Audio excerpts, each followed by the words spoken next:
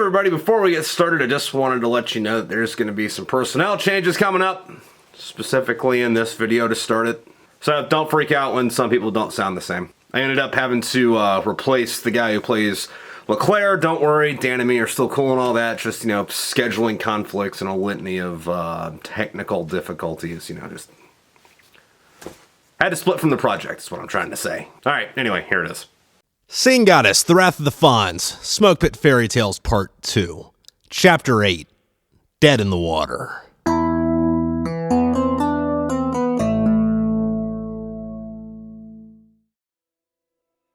We had a few hours of respite. It was only enough time to tend to minor wounds, eat an MRE, pack a ruck, and reload magazines. The cut on my arm wasn't bad. I superglued it shut and wrapped a bandage around it while Doc tended to the guys who were actually hurt. I grabbed the backup camera out of my sea bag and took pictures of the morning's aftermath.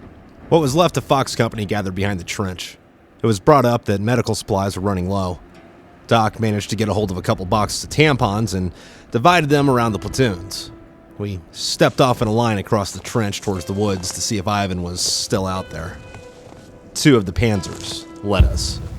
"You know, Doc," I said while maneuvering through the splintered trees, "I think it's fucked up you can't get a hold of tourniquet or gauze, but you found that many tampons on a fob that doesn't even have any chicks on it." Yeah, I was pretty pissed too. But hey, it's not the craziest thing we've ever seen. No, it's not. We cleared through the killing field. What was left of the trees were covered in blood, shell casings, and body parts. When we got into the trees that were still standing, we started to find more bodies. Moving slowly, the Panzers took their time to step around the trees instead of knocking them over. They were good to have. A tank wouldn't have made it through the woods like that. "How many of these fucking guys were there?" Bama asked. Fonzie said, "That's what the Russians do, man. They ain't smart enough to use any real tactics, so their strategy is just to throw everything they got at an objective." And it usually worked for them.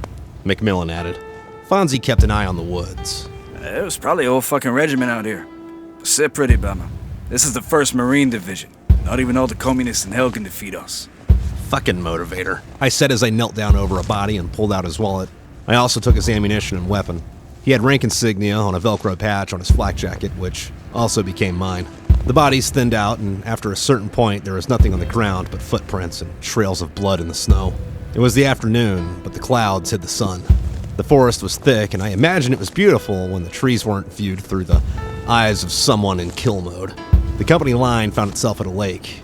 Captain Sancho called the security halt, and we set up a perimeter. "Hey, Doc," I said as we sat down beside a tree overlooking the frozen water. What's up, bro?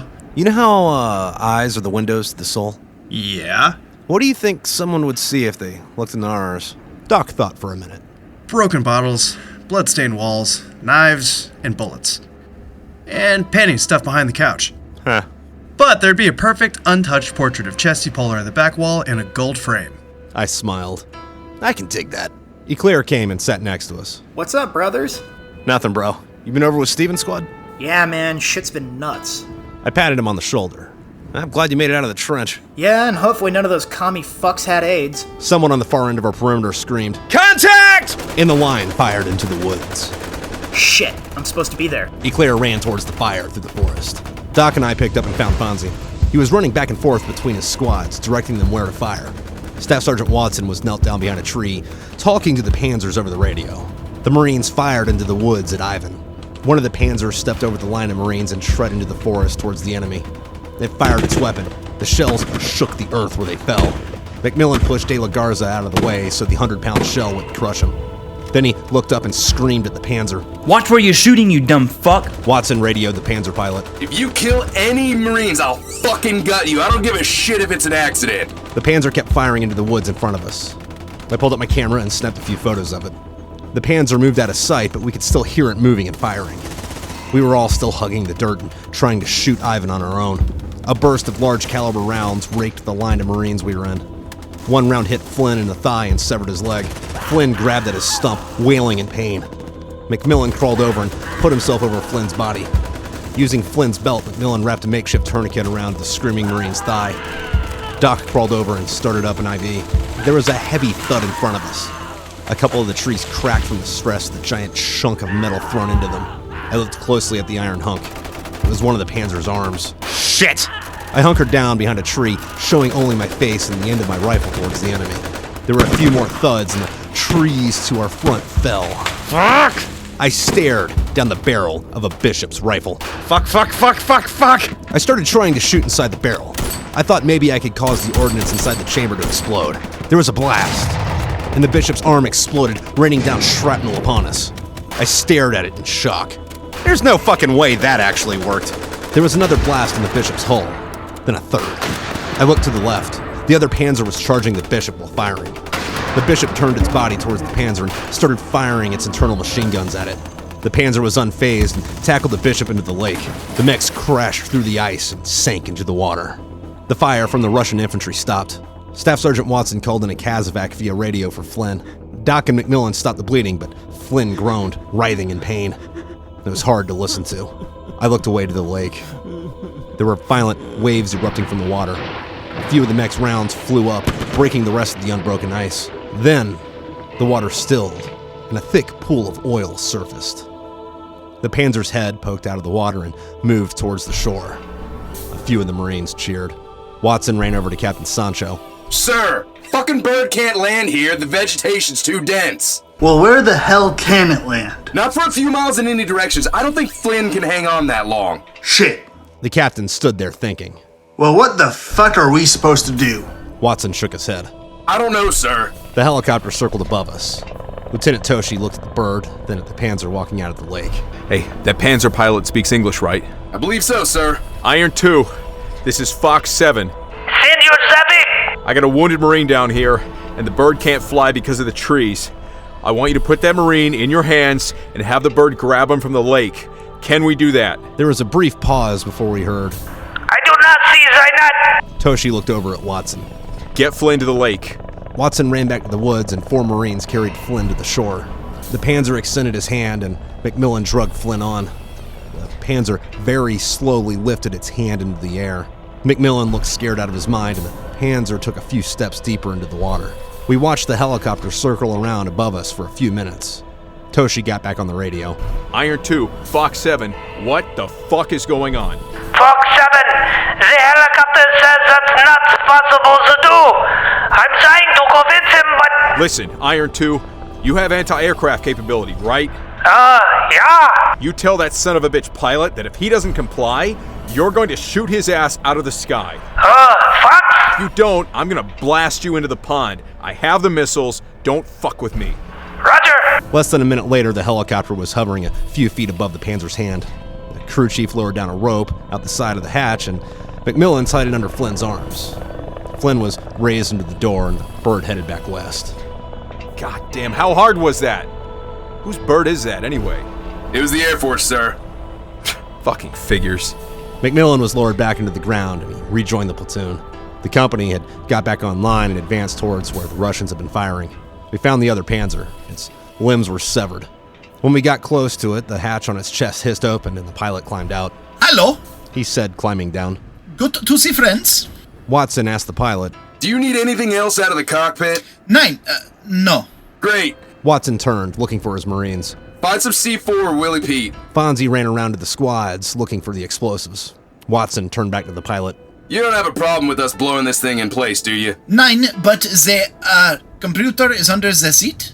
Make positive to get that burnt. Got it. Stevens and McMillian climbed up to the hull of the Panzer and dropped in a couple incendiary grenades. Flames burst from the cockpit. The company searched the forest for a couple more hours before turning to return to base. Bama asked, What do you think's happened to the guys and the bishop in the lake? Hopefully the panzer didn't kill them and the cockpit wasn't watertight. But couldn't open either. Fuckers. McMillian grimaced. When we got back to the fob, the sea wire and claymores were set back, and there was a platoon's worth of Russian heads on pikes facing the direction they had attacked from. Fox Company dropped gear. Eclair, the Fonz, and I lit cigarettes by the Echo Company barracks. We were talking about the Panzer Bishop fight earlier in the afternoon when Fowler came out of the barracks. "Dude!" I yelled at him. Fowler punched my shoulder. Hi, man. What's been up? Same old shit. Traded my Haji for an Ivan. Fowler pulled out a cigarette. Yeah, that's about right.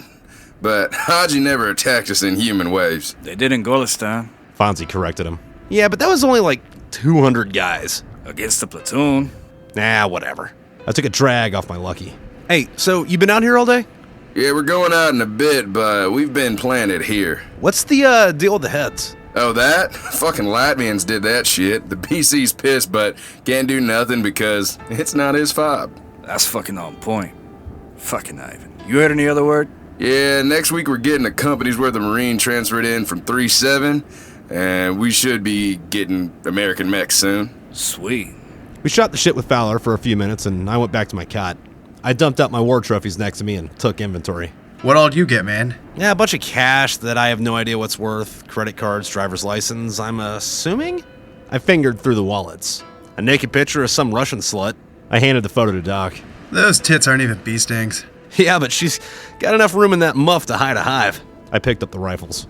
8 magazines worth of AK ammo and 2 AKs. Hey, and they have different optics on them. I'm used to seeing those made out of wood.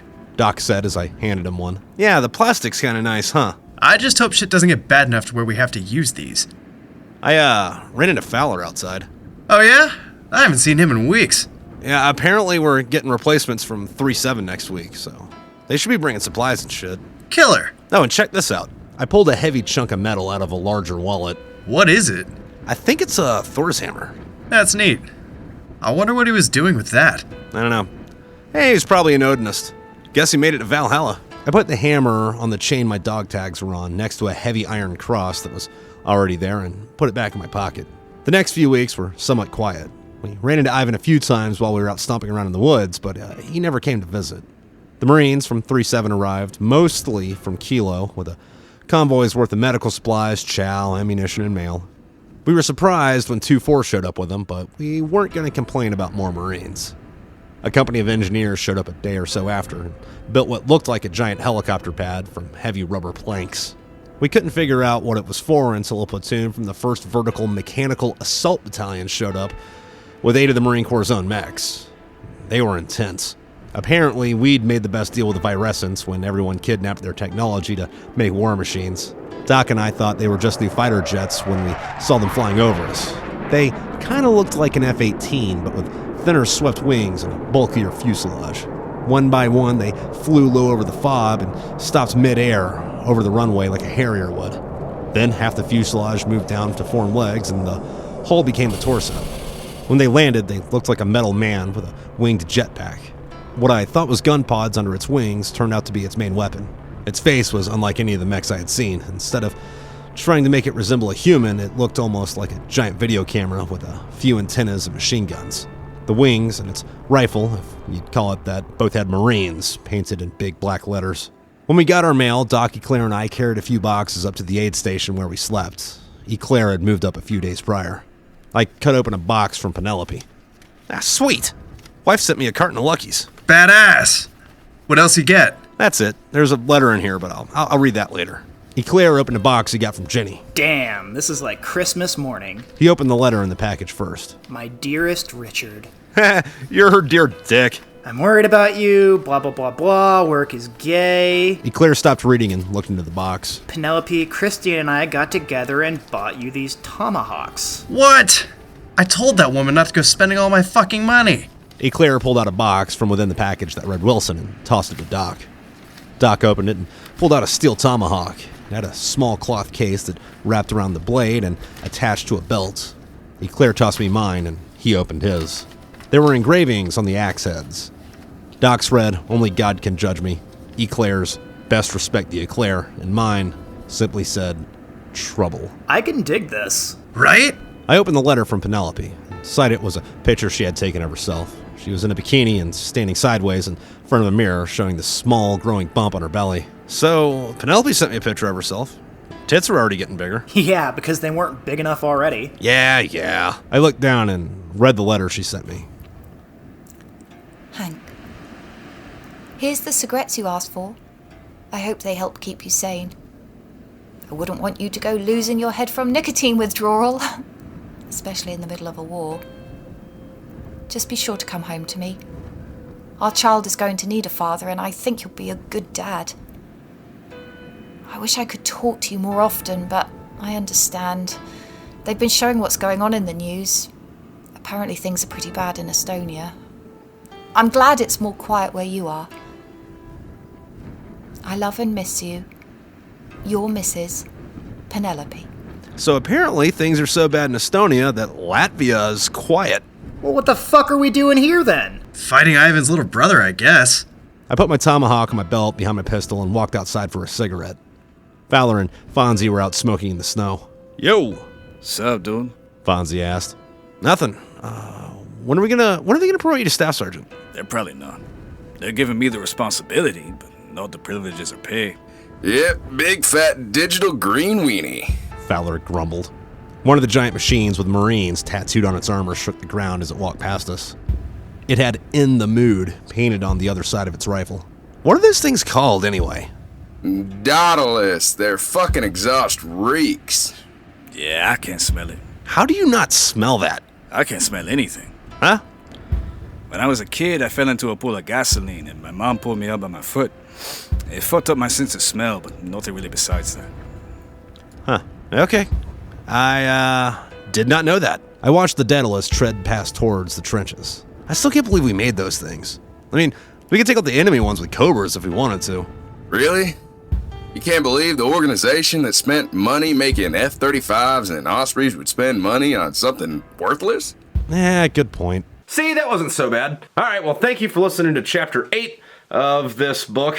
What is this book called? Sing Got Us the Wrath of the FonzSmokepit Fairytales Part 2. I'd like to thank all my Patreon people, and if you're following me on Patreon, I put these up there as soon as they're done, as you know, where these are scheduled for YouTube or whatever. So you get them faster over there. I should be stepping that up quicker. Or maybe, listen, if you're watching this in the future and you know, just want to listen to it all at once instead of via YouTube, you know, it might be on Audible by the time you get to, I mean, not the people that are watching it the day that it comes up. If you're watching this, you know, a couple months from now. That. And then I'd also like to thank all the people that have bought war chests. They're over here too. You know, that's the first 6 of these books in an ammo can. It's got stickers and cards and a patch and all that. It is probably too late to get one before Christmas though, so sorry guys. But anyway, I would like to thank the cast. Thank you for Chuck LaVoki for playing Doc, Clayton Sims for doing McMillian, John Q. Haskell for doing Bama and Sancho. Shout out Canucks. Eric Pickle for doing Watson and Fowler. Diane Spencer for doing Penelope. Travis Wiedemann for doing the Fonz. Joseph, oh God, what is his name? Joseph DAiSEY Flowers is the German pilot, and Matt Kupcikevicius is the other German pilot. And then Luke Lamana for Lieutenant Toshi, and you know, Luke's the guy from Wartime Stories. I think we introduced him last episode he was in, or chapter. That might have been 2 chapters ago. But he's the guy from Wartime Stories, so if you're here from there, hi, tell him I said hi. And then Cat R for playing Eclair. That's his name. That's what we're going with. Just Cat R. It's got a K and it ends with an R. Catter. He's not from Qatar. I know some people will call it Cutter, but it ain't. It's Qatar.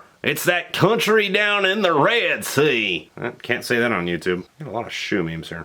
All right. Anyway, let me know what you think in the comments. It helps my ego. All right. When is this one coming out? Oh yeah, we still got time. Merry Christmas, guys. Here are your bloopers. Okay, Chapter 8. The company searched the forest for a couple more hours before returning to... Eclair pulled out a box from within the package that read Wilson and toxed it. Eclairin. I pulled a heavy chunk of metal out of a wall. Fonzie? No, Fowler. This is Fowler. All right, Fowler's part. I'm not editing this. You can edit it together. And I'll do that one more time, just a little bit more, just a bit different. Not for a few miles in any directions. I don't think Flynn can hang on for that. Hold on. The Marines fired into the woods at Ivan. One of the Panzers stepped over the line of Marines and tread into the forest. But there'd be a perfect untouched portrait of Chesty Polar on the back wall in a gold frame. God, that reading sucked. He had rank insignia on a Velcro. The company line found itself at a lake. Captain Sancho called a security halt, and we set up a perimeter.